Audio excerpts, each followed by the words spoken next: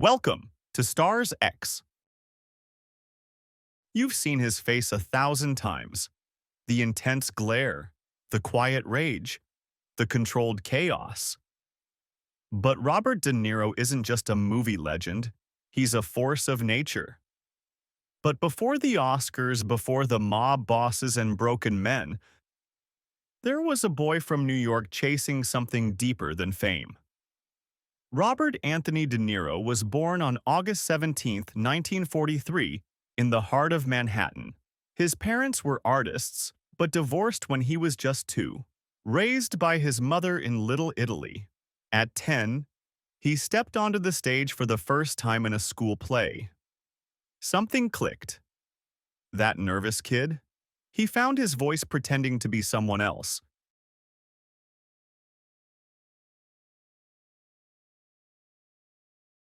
He trained at the Stella Adler Conservatory and the legendary Lee Strasberg's Actors Studio, where method acting wasn't a style, it was a religion. De Niro took rejection after rejection.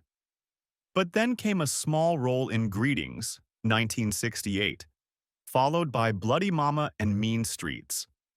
That was the first spark. And Martin Scorsese? He saw the fire.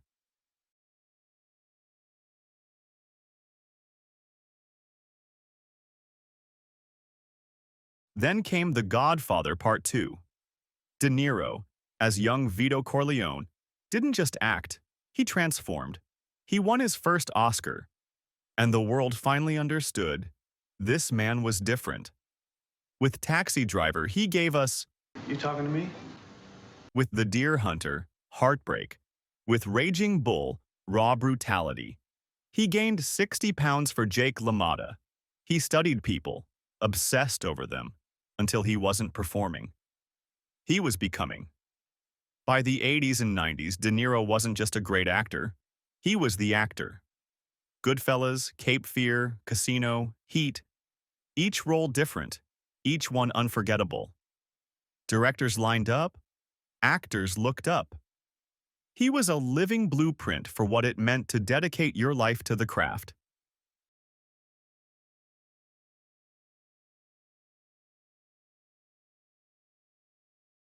In 1976, De Niro married singer Diane Abbott. They had a son together, and he adopted her daughter. Over the years, he's had multiple children with different partners.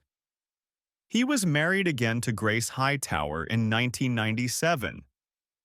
The marriage ended in 2018.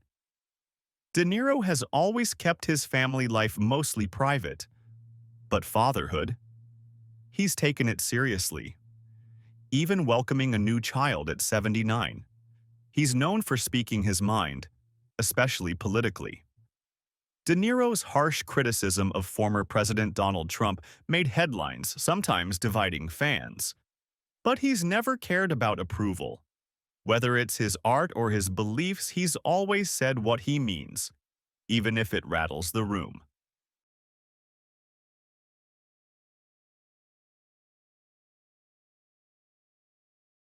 In his 70s and 80s, De Niro could have retired, but instead, he leveled up.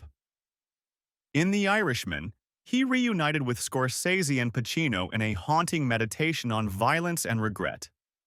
In Joker, he played a talk show host echoing his role in The King of Comedy.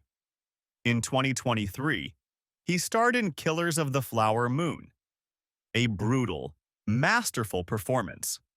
Proof that the fire never faded. Today, Robert De Niro splits his time between acting, producing, and running the Tribeca Film Festival, his love letter to New York. He's a grandfather now. But he's still reading scripts, still chasing the next truth to bring to life. For De Niro, it was never about being a star. It was always about the work. Thanks for watching. Don't forget to subscribe.